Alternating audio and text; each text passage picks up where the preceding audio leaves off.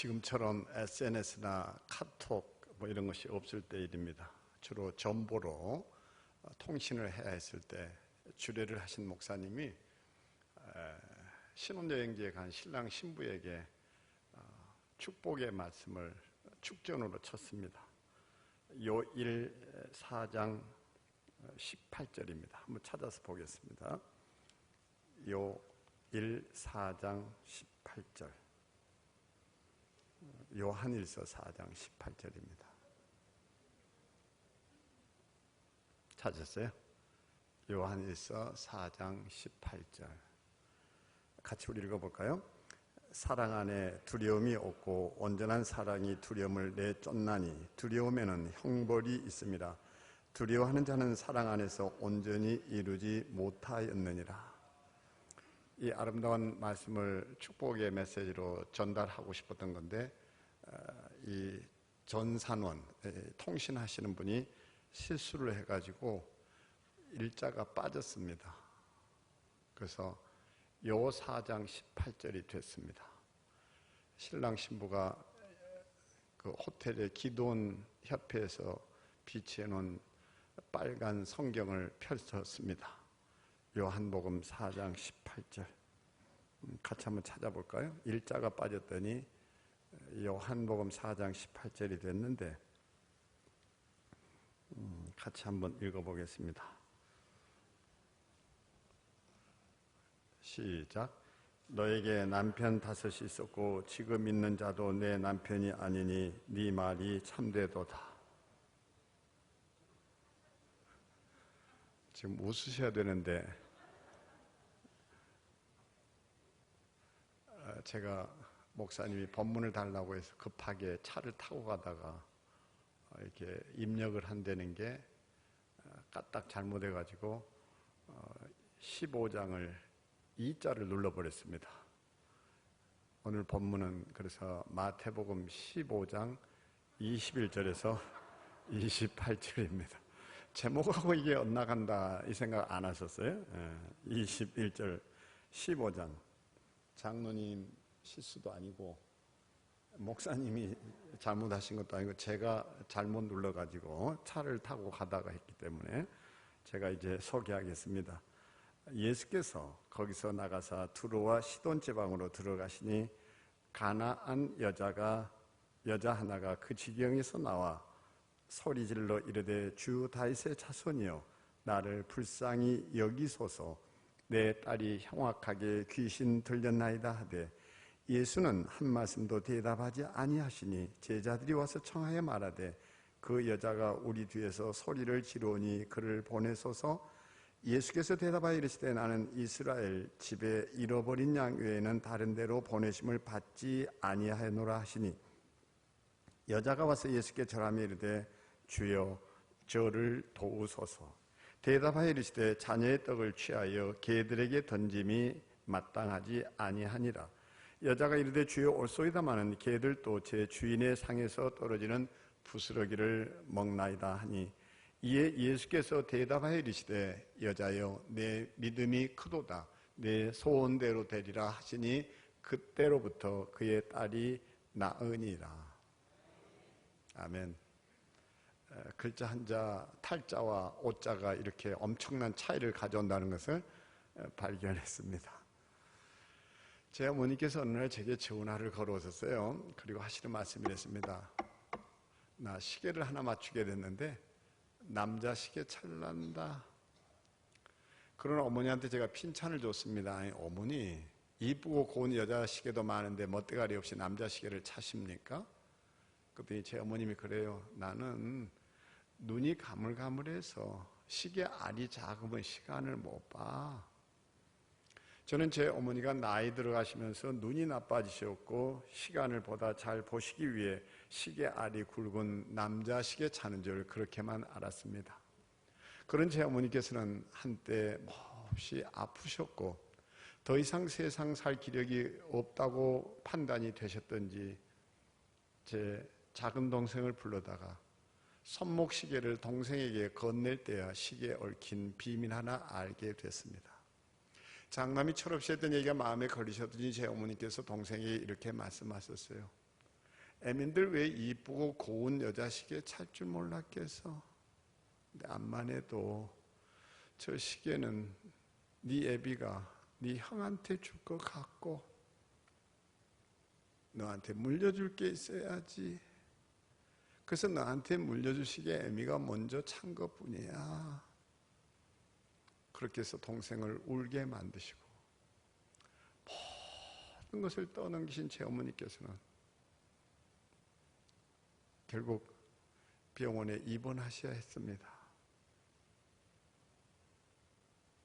거기서도 제 어머니께서는 뭐를 다 정리하신다고 하시면서 그렇게 자신이 아껴 쓰시던 자개 농마저 동생네 집에 보내게 되는 거예요. 어머니, 그걸 나중에 가져가라고 그러지 꼭 지금 줘야 됩니까? 그때도 제 어머님 하시는 말씀이 그래요. 아무리 부모 물건이라도 죽고 난 다음에는 가져가려고 그러면 깨름지게 죽기 전에 줘야 선물이지 죽고 난 다음에 그게 무슨 선물이냐? 그렇게 해서 남김없이 다 떠넘기시고 병원에 입원하셨던 거죠. 그렇게 해서 제 어머니께서는 다 떠넘기시고 끝내 살아나셨습니다.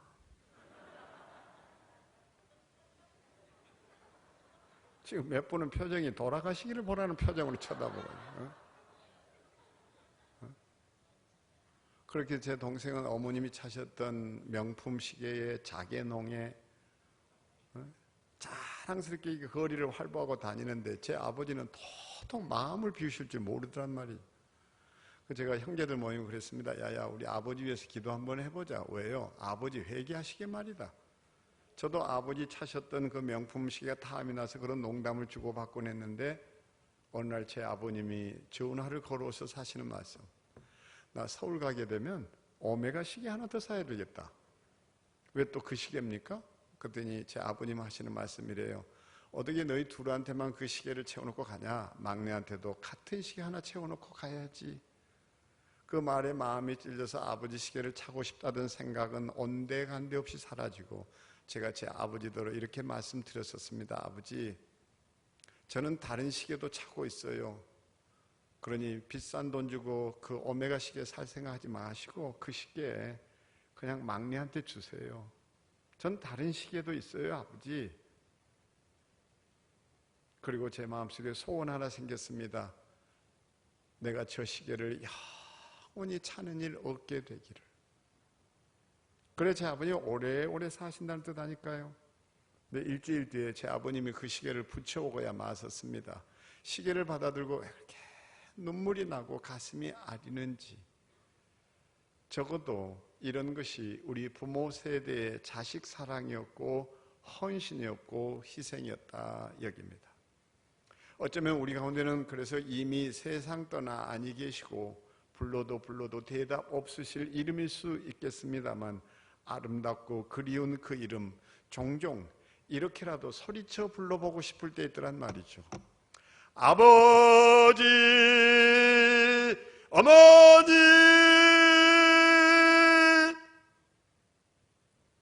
그리고 다 같이 사랑합니다. 한번 고백해보면 어떨까요? 시작. 다 같이 시작.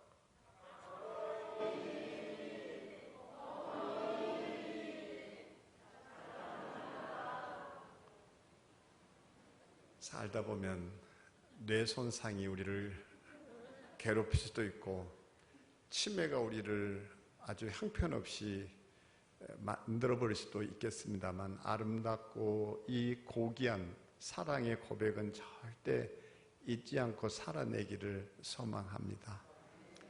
저는 지난 9월 18일 이 하이패밀리를 시작한 지 30주년을 맞이했습니다. 여러분은 이제 68주년이 되는 오늘인데 저는 30년 홀로 이 가정 사역을 위해서 버텨왔고 조선일보 기자가 놀라서 한 세대 딴 우물을 판 사람, 딴 우물, 남들이 가는 그 길을 가지 않고 고난과 가시밭길을 홀로 개척해 왔다면서 딴 우물을 팠다. 그리고 하는 소리가 딴 우물을 파더니 결국 한 우물을 파냈다. 그래서 평생 이렇게 가정사에게 헌신한 제게 말이죠. 가정이 뭐냐 그러면 저는 주저하지 않고 이렇게 답해 드릴 거예요. 가정이 뭐냐?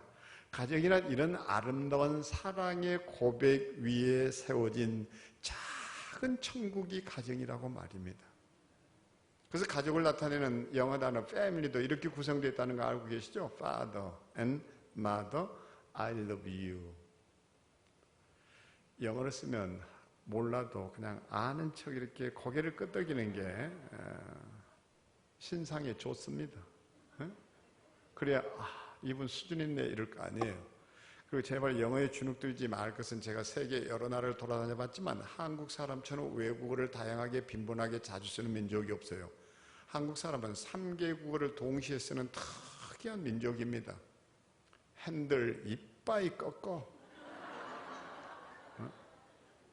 진짜 걱정스러운 건 한글 걱정이에요. 한글. 외국인들이 한국에 와서 제일 헷갈려하는 게 한글 간판입니다. 할머니 뼈다귀 해장국. 무슨 놈의 나라가 할머니 뼈다귀를 해장국으로 먹는 나라가 있는가 말이에요.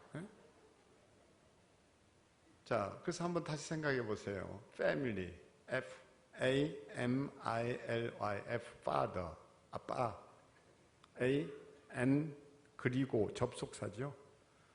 M, mother, 엄마. 그러니까 아빠, 그리고 엄마. I-L-Y 그러면 I love you. 이러면 수준 있는 사람들은 박수를 칠 줄도 알아요. 박수 누구 잘났다고 쳐주는 거 아닌가 알고 계시죠? 박수는 자기 뇌를 일깨우는 자명종 소리라고 해요. 여기 흰머리 소녀들이 요 앞쪽에 이렇게 이제 머리를 감추고 계시는 것 같은데, 자 한번 물어보죠. 깨에다 소금을 뿌리면 뭐가 되죠? 깨소금. 깨에다 설탕을 뿌리면 깨설탕이 어디 있어요? 그걸 깨달음이라 그래요.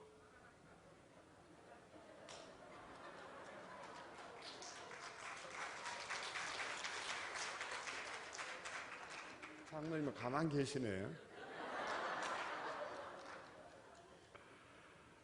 누구 잘났다고 쳐주는 거 아니라는 거예요. 내 뇌를 이렇게 일깨움이 있는.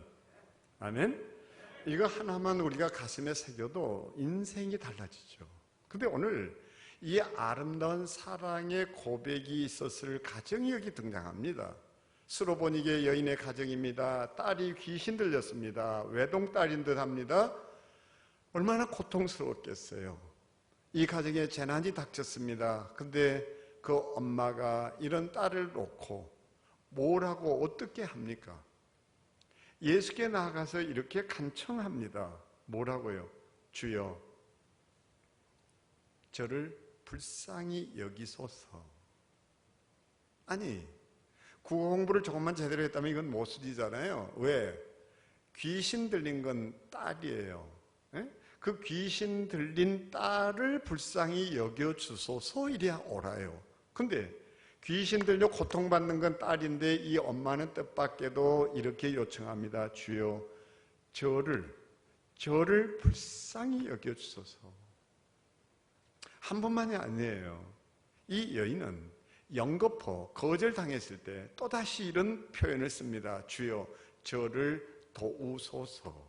그러니까 시종, 우리 시작과 끝 이렇게 얘기하는데 중국 사람들은 시종이 아니라 종시죠. 어찌됐든 자, 처음부터 마지막까지 이 재난 상황 속에서 이 여인이 얘기하는 것이 전혀 다릅니다. 왜 나를 불쌍히 여겨달라 합니까? 왜 나를 도와달라 합니까? 여기에 아주 중요한 답이 있고 이 질문을 가지고서 우리가 보아야 할 것, 사람들은 인생에 조금만 어려움만 닥치면 그 모든 것을 운명이라니, 그래서 운명을 탓하면서 운명의 노예가 돼서 운명에 끌려가고 맙니다. 근데 이 여인은 아니에요. 딱 한마디로 말하면 무엇에? 운명의 맞짱을 떴다 이것입니다. 운명의 맞짱을 떴다. 제가 제 아들 녀석하고 여행을 한 일이 있었습니다. 비행기 아니었어요. 제 아들한테 물었습니다. 준아, 너 팔자 못 고친단 말 무슨 말인 줄 알아? 팔자 못 고친단 말 무슨 말인 줄 알아? 잘 몰라요. 그런 녀석에게 뭔가를 가르치고 싶어서 승무원에게 메모지를 한 장 부탁했고 가져다 준 메모지 위에 제가 1부터 9까지 아라비아 숫자를 써내려갔습니다. 그리고 시범 보였습니다. 펜을 가지고. 여러분도 상상할 수 있는 일입니다. 준아, 일자 말이다. 이렇게 돌렸으면 팔자 된다? 2자도 팔자로 변형된다? 3자 팔자 되는 건 너무 쉽다. 4자 각은져도 팔자 된다. 5자 빗둘거려도 팔자 된다. 6자도 7자도 팔자 된다. 9자 팔자 되는 거 어렵지 않다. 근데 팔자는 팔자다. 근데 제 아들 녀석이 그래요. 아빠 그거였어요? 그런 아들에게 제가 했던 말이 이것입니다. 준아, 너 팔자 못 고친다고 멈추면 안 돼. 고칠 수 없을 때는 보태거라. 2를 보태면 28이 되지 않니? 5을 보태면 58이 돼. 너 기왕 보탤 거라고 생각했다면 9을 보태거라. 그러면 98이 될 테니 그때 아빠가 내게 2를 채워주마. 그러면 100점짜리 인생 될 터이니 말이야. 이럴 때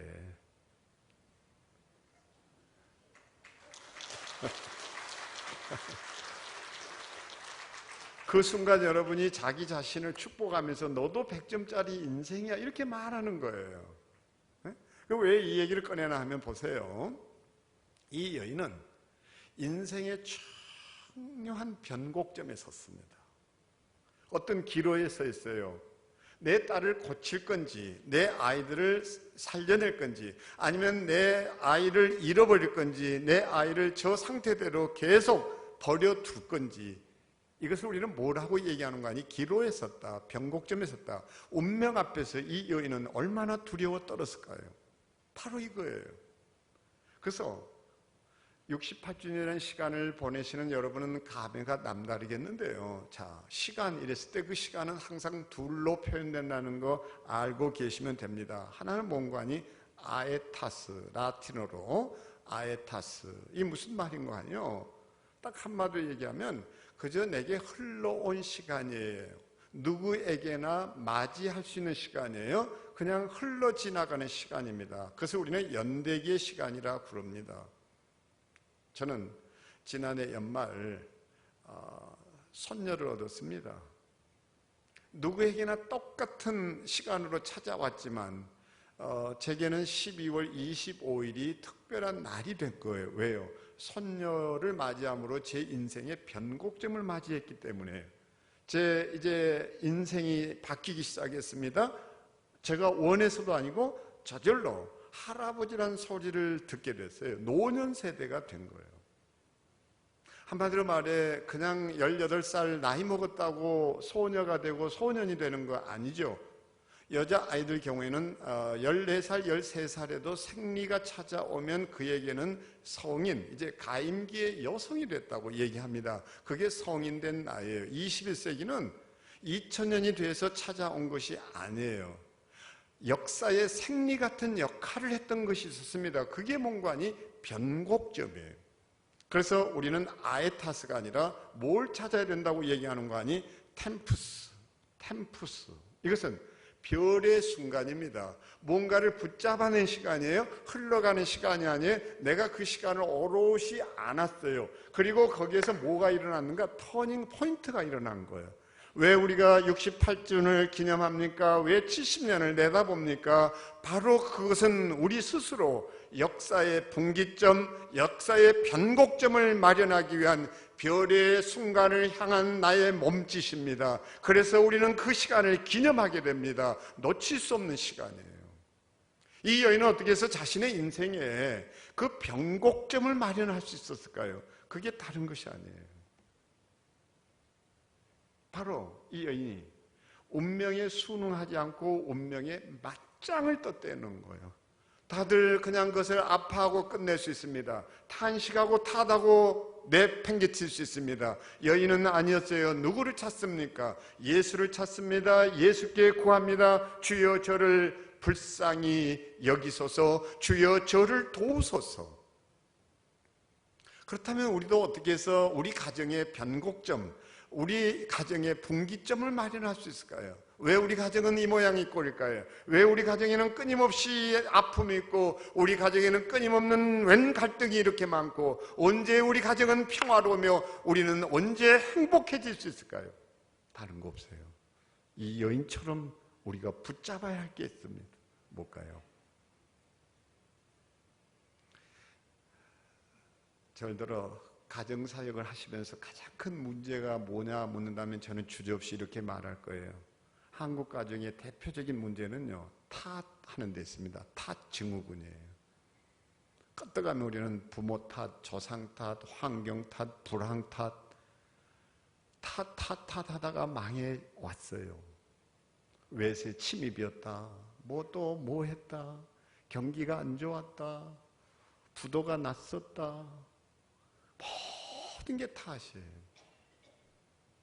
우리 가정이 언제 회복되고 우리가 역사에서 어떻게 그 시간을 사로잡을 수 있는 줄 아세요? 딱 하나입니다. 탓을 버리고 자기 자신에게 시선을 모을 때예요. 이 여인은 지금 턱없이 이런 얘기 하는 게 아니에요. 뭔가 달랐어요. 내 딸 좀 불쌍히 여겨주소서 이래야 되는데 왜 이 여인이 나를 불쌍히 여겨달라고 합니까? 여기에 간절함이 있어요. 저런 딸을 놓고 살 수 없어요. 제발 주여 나를 좀 불쌍히 여겨주소서. 창자가 끊어질 것처럼 아픕니다. 저 아이를 두고 잠들 수 없어요. 제발 날 좀 불쌍히 여겨주세요. 날 좀 불쌍히 여겨주세요. 우리 가족이 회복되는 시점이 이때예요. 저 자식 저것 때문에 아니에요. 하나님 아버지 저를 좀 불쌍히 여겨주세요. 많은 아버지들이 가정에서 가장으로 우뚝 서는 때는 언제인 거 아니? 고함 지르고 야단치고 소리 꽥꽥 지를 때 아니에요. 말없이 주님의 전전에 나와 십자가 앞에 무릎 꿇고 눈물 한 방울 떨어뜨리면요, 자녀들의 어떤 고질병도 그 눈물 한 방울이 떨어지는 순간 고칠 병이 됩니다. 아멘? 고질병이 고칠병 돼요. 더더군다나 이 여인 한번 보세요. 분명히 소리 질렀어요. 이것을 우리는 뭐라고 얘기하는 거니? 간절함이라고 그래요. 여러분에게 그 시간을 붙잡으려고 한다든지 내 인생의 변화를 꾀한다든지 뭔가 변곡점을 마련하고 싶다고 하면요, 답은 딱 하나입니다. 간절함이 있어야 돼요. 놓치지 않아야 돼요. 붙잡아야 돼요. 차라리 나를 데려가 주셔도 이것만큼은 하는 그 간절함이 있어야 되죠. 얼마나 소리를 질렀든지 앞에 이제 찬양 인도하시는 분께서 주여 삼창하고 뭐 기도하자 해서 소리 지르는 정도가 아니에요. 주여 주여 주여 이게 아니에요. 왜 주여 주여 세 번을 해야 되냐고 그랬더니 한대는 소리가 주여 주여 하는 자마다 천국에 들어갈 것이 아니요. 그래서 세 번 한다는 거예요. 주여 주여 하는 자마다 두 번 부르면 천국에 못 가니까 한 번 더 해서 천국에 간다고. 어느 순간은 우리가 모르게 주여 하는 것도 관용구가 돼 있어요. 생각 없이 주여 주여예요. 근데 정말 여러분들이 말문이 막히고 목이 메여서 더 견딜 수 없어서 한마디 내뱉지도 못한 채 주여 주여 한번 소리 질러본 일 있어요? 소리를 얼마나 질렀던지요, 제자들이 그냥 귀가 먹먹해졌을 것이란 생각이 들어요. 견디다 못해 예수께 나가서 간청을 합니다. 주여 저 여인이 저렇게 소리를 질러 시끄럽다는 거예요. 소리를 지르온데 얼마나 처절하면, 얼마나 절박하면 그게 제자들에게까지 전달이 됐어요.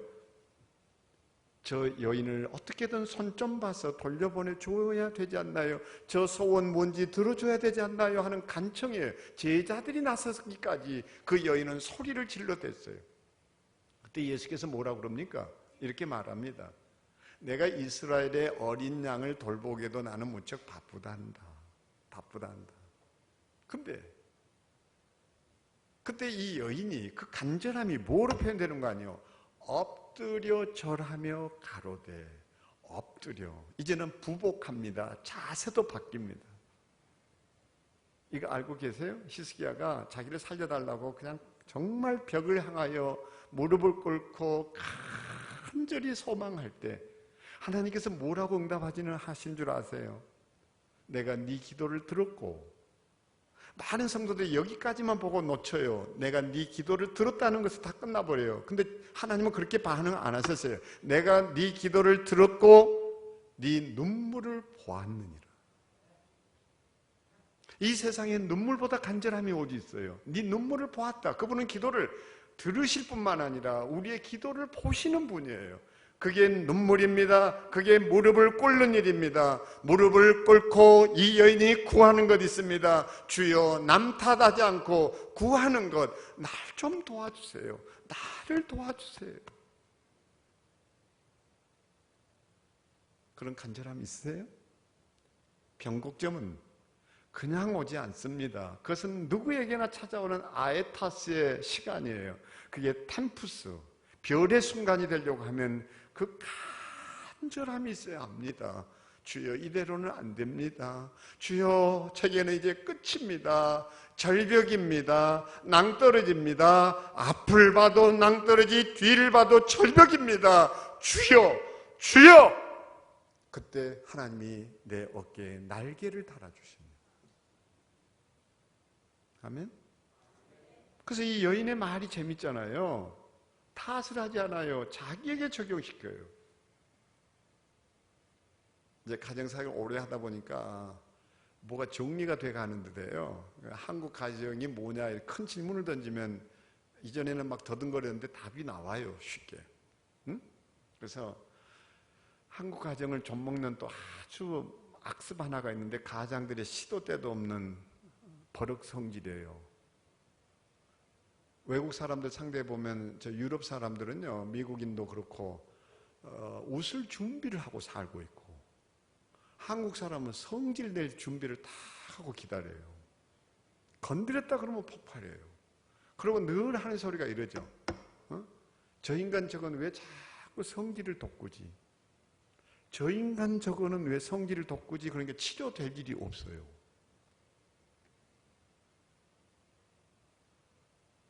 분노 조절 장애는 언제 치료되는 줄 아세요? 이게 가정을 불행하게 만드는 거거든요.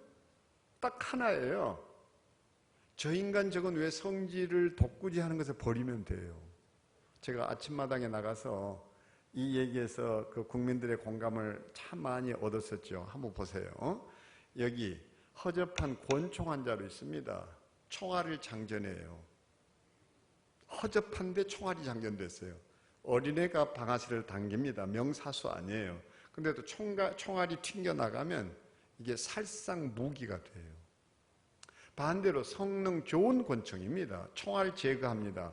명사수가 정조준해서 방아쇠를 잡아당겨도 이게 다 부질없는 노릇이에요. 장난감에 불과해요. 불발탄이에요. 그러니까 어떤 녀석이 방아쇠를 잡아당겼냐, 이건 물을 질문이 아니에요. 딱 하나예요.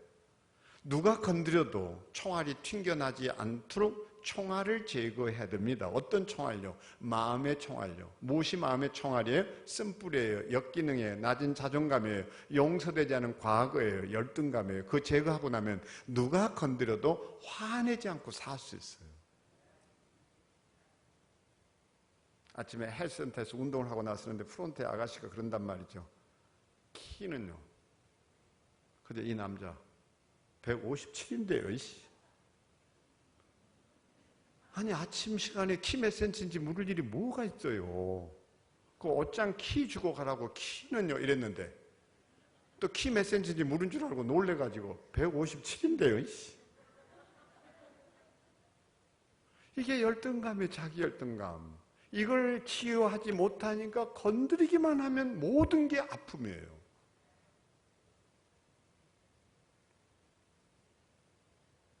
여러분은 치유 받으셨어요? 치유의 길은 딱 하나입니다. 주여 죄 좀 고쳐주세요가 아니에요. 주여 저를 도와주세요. 저 좀 고쳐주세요. 제 속에 분노 조절 장애가 있어요. 제 속에 우라통이 있어요. 제 속에 아직도 치유되지 않은 열등감이 있어요. 주여, 저 좀 불쌍히 여겨주세요. 그때 하나님이 우리 속에 찾아오시고 그때 개입하십니다. 그때 만들어지는 것이 뭔가 하니 변곡점, 바로 템푸스의 시간이에요. 그것을 무엇으로요? 간절함으로. 흉내내는 것 가지고는 안 돼요. 간절해야 돼요. 주여, 이대로는 안 됩니다. 주여, 바뀌고 싶습니다. 변화되고 싶습니다. 달라지고 싶습니다. 이게 우리 속에 꿈틀거리는 시간이 바로 이런 시간들인 거예요.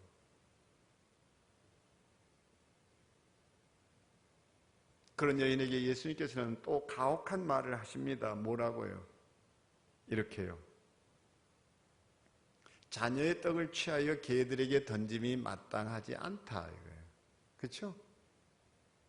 근데 흥미있는 것은 이 여인이 그때 이렇게 말해버립니다. 올소이다마는 개들도 주인의 상에서 떨어지는 부스러기로 배불리지 않습니까? 근데 너무 재미난 것은 예수께서 이 여인에게 지금 어쩌면 기분 상할 수 있는 아주 모욕적인 얘기를 한 겁니다. 어찌 보면, 자, 당시 이방 계집들에게 이런 소리를 다 할 수 있었습니다. 근데 그렇다 손 치더라도 어떻게 예수님마저도 세상의 시각을 가지고 나를 이렇게 모질게 대하는지 자존심 상할 수 있죠. 기분 상할 수 있죠. 섭섭병에 빠질 수 있죠. 삐질이 될 수 있죠. 근데 왜 여인은 흔들리지 않았을까요? 왜 여인은 꺾이지 않았을까요? 왜 여인은 여기에서 자신을 굽히지 않았을까요? 무엇이 여인으로 하여금 높은 자존감을 가지고 있게 만들었습니까? 이 세상 사람들에게 참 필요한 것 있습니다. 미움받을 용기 필요합니다. 아니, 사람들이 우리를 손가락질하고 우리를 가치를 평가를 제대로 하지 않고 우리를 개무시할 때도 있습니다. 그럴 때라도 거기 휩쓸리지 않고 거기에 휘둘리지 않고 내가 나의 정체성을 지켜낼 수 있는 힘, 그것이 뭔가 하니 자존감이에요. 여인은 왜 꺾이지 않았어요? 왜 여인은 흔들리지 않았을까요? 여인에게는 감정이 없습니까? 아니요. 더 마음 상할 수 있는데 흔들리지 않았던 이유는 딱 하나예요. 목표가 너무 분명했습니다. 딸이 낳아야 합니다. 딸이 낳는 이를 위해 내가 어떤 모욕을 당해도, 딸이 낳을 수만 있다면 어떤 수치를 당해도, 딸이 이제 회복될 수 있다면 내가 어떤 비난과 어떤 힐난과 어떤 손가락질을 받더라도 내 딸이 낳을 수만 있다면, 내 딸이 낳을 수만 있다면 모든 것 다 감당하겠다는 거예요. 여러분에게 그 절절한 삶의 목적이 있습니까? 꺾이지 않는 여러분의 삶의, 여러분의 인생의 그 목적 말입니다.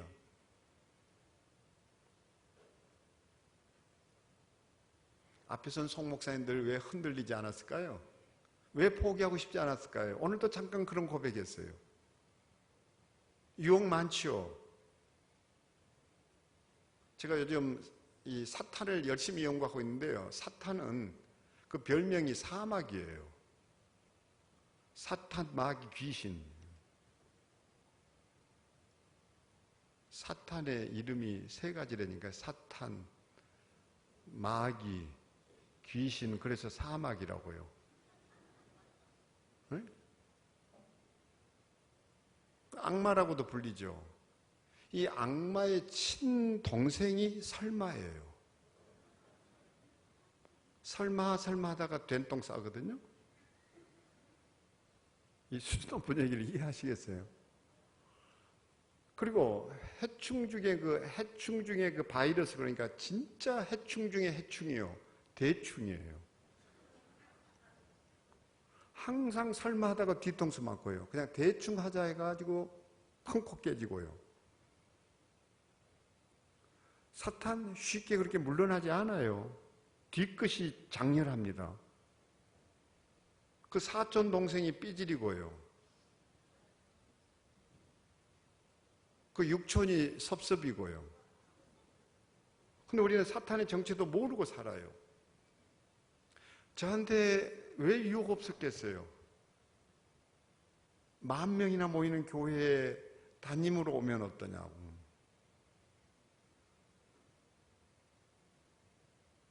왜 흔들리지 않았을까요? 흔들리죠. 비서도 있을 거고, 운전해 주는 이도 있을 거고, 설교 잘 준비해 주는 이도 있을 거고.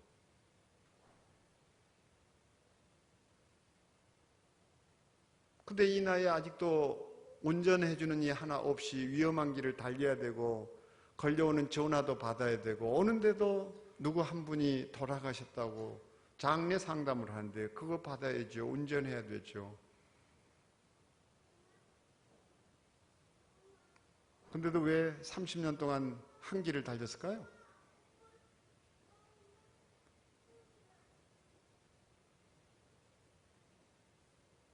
많이 아프죠?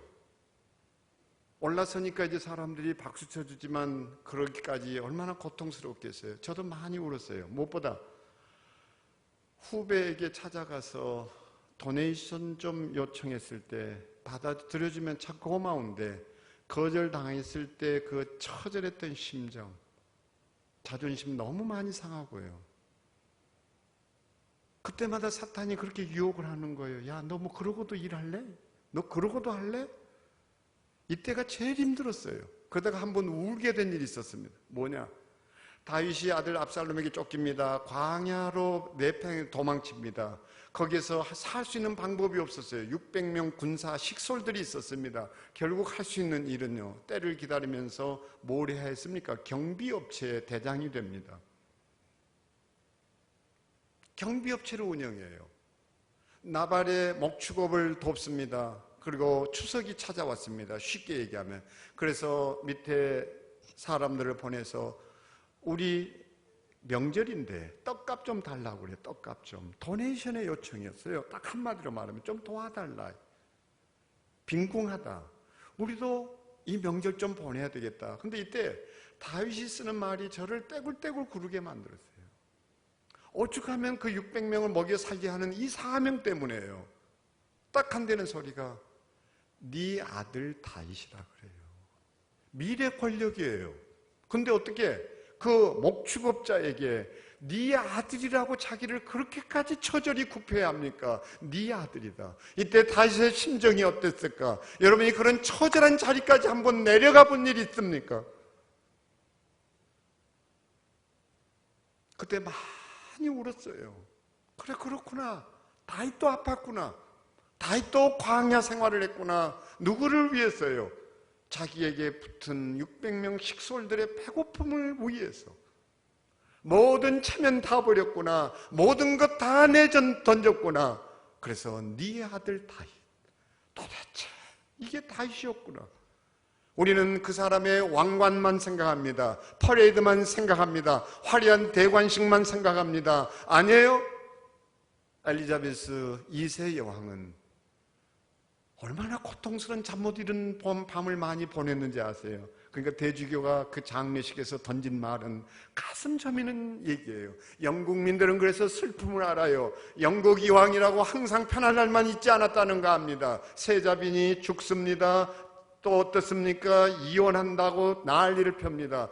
여전히 그 영국 왕실에 대한 공격들이 끊임없습니다. 근데도 꿋꿋했어요. 역사를 지켜내야 한다는 거 말이에요. 이게 엘리자베스 2세 여왕의 목표였어요. 영국의 역사를 지켜내야 된다는 거예요. 조그만 섬나라가 우리나라 면적밖에 안 되는, 남북한을 합치면 우리보다 더 적은 나라가 어떻게 유엔에 가입된 나라 말고 영연방 전 세계의 그 나라를 거느릴 수 있습니까? 무엇이요? 가볍게 보면 안 돼요.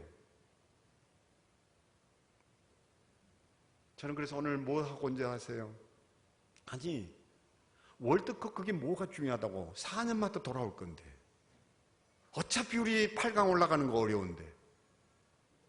도박하듯이 거기에 빠져가지고 날밤 새고 올림픽이 뭐가 어떻다고. 아니 50년 만에 떠오른 큰 보름달 보기 위해서 밤을 지새고 차를 몰고 몇 시간을 가면서 세기의 장례식이라 하는 다시는 보지 못할 그 장례식이 펼쳐지고 있는데 그건 왜 안 보는 걸까? 그래서 오늘 장례식 장면을 이렇게 캡처해가지고 보여주고 그 장례식 속에 있는 우리 부활신앙을 얘기했어요. 오후에 학생들 어린이들한테 뭐 시켜놓고 온 줄 아세요? 모의 장례식 하라고 그랬어요. 나에게 죽음은 무언가? 인류가 시작된 이래 최고의 놀이는요, 장례식과 소꿉장난이에요. 살림살이했어요. 근데 요즘 아이들 장례놀이 안 해요. 죽음이 죽었어요. 죽음을 살려야 돼요. 예수님도 죽음을 얘기했어요. 시장터에서 아이들이 노는데 헌화하며 슬피 울며 장례놀이 하는 걸 얘기를 꺼내요. 예수님 때도 아이들은 장례놀이 했어요. 요즘은 그 장례놀이를 안 해요. 그러니까 공감하는 능력이 떨어졌어요. 그리고 뭐 해요? 컴퓨터 가지고 아니면 우리 핸드폰 가지고 사람 죽이는 것만 계속 하고 있어요. 잔인해요. 우리는 슬픔이 없는 나라만 같아요. 예수님께서는 뭐라고 그랬습니까? 잔치집에 가는 것보다 초상집에 가는 게 낫다고 했어요. 정말 우리는 뭔지 모르지만 잘못된 방향으로 가고 있는 거 아닌가? 가슴이 미어질 때 많죠. 생각해 보세요. 다윗의 심정이 어땠을까 말이에요. 여러분에게 그런 처절함이 있습니까? 그런 절절함이 있습니까? 그것이 아에타스를 템풋으로 붙잡는 순간이에요. 그게 별의 순간이에요. 무엇이요? 나의 생애의 목표가. 저는 68년을 그냥 의미 없이 보내고 있을 것이라는 생각은 하지 않습니다. 남은 2년 70주년의 목표는 무엇이며 우리 이 아름다운 교회가 지구상에 존재해야 될 이유가 뭔가 그 목적을 뚜렷이 알고 있고 여러분 가정에 목적이 있습니까? 여인은 끝내 이렇게 말해버립니다. 없습니다. 하지만 개들도 주인의 상에서 떨어지는 부스러기로 배불리지 않습니까? 예수께서는 노라고 거부했는데 이 여인은 on 이걸 바꿔버립니다. 부정을 긍정으로 해요. 그러니까 한마디로 쉽게 얘기하면 너는 자살이나 해라 이놈아. 자살. 이러는데 여인은 그것을 뭐라고 바꾸어 얘기한다고요? 자살? 가만히 있는 분은 자살하겠다는 얘기예요? 이 여인은 그것을 바꾸고 있잖아요. 자살?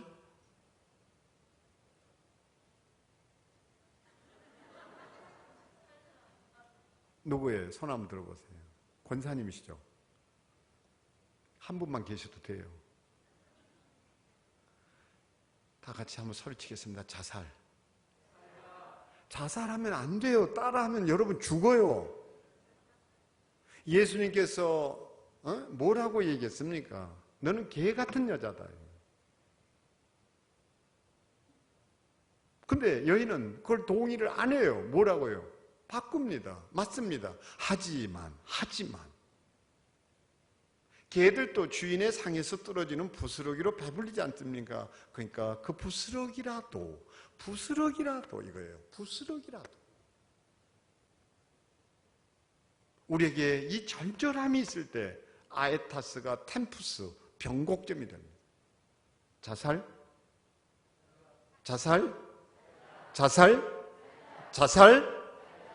이 마음으로 살아내시기를 주님의 이름으로 축복합니다. 바로 이거였어요.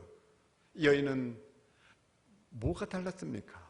한마디로 말하면 줄기차게 생각이 달랐습니다. 얘를 불쌍히 여겨달라, 나를 불쌍히 여겨달라. 나 맞습니다. 하지만 부스러기라도요. 거기다 세 번째 중요한 포인트가 있습니다. 뭘까요?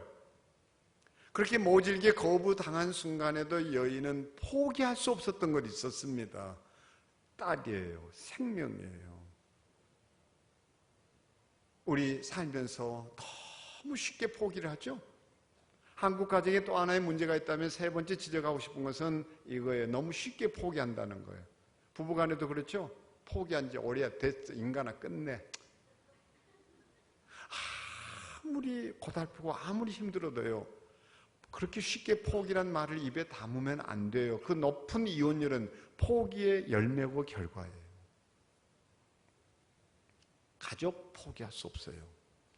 딸들이 다 외면하고 딸들이 다 무시하고 딸들이 내 딸을 그렇게 어떤 방법으로든지 내팽개치고 외면해도 포기할 수 없는 것이 애미의 마음이에요. 다 버려도. 자식 포기하는 거 아니거든요. 한 아버지가 아들한테 그랬어요. 야, 이 자식아, 너 이번에도 성경 못 들으면 내 자식도 아니야. 내 자식도 아니라고, 이 자식아. 애비는 어떻게 컸는지 알아, 임마? 야, 학원이 있었냐? 과외를 받아봤냐, 이 자식아? 공부방이 있었냐? 책상이 있었냐, 이 자식아? 배 깔고 있어, 배 깔고, 이 자식아. 아, 그래도 이만큼 했어, 임마. 너 한 번도 얘기하는데, 너 이번에도 성경 못 들으면 내 자식도 아니야, 이 자식아. 그 시험을 치고 돌아온 녀석 보고, 야, 성적 어떻게 됐어? 그랬더니 아들 녀석이 지혜비를 뻔히 쳐다보고 그러더래요. 아, 아저씨는 누구세요?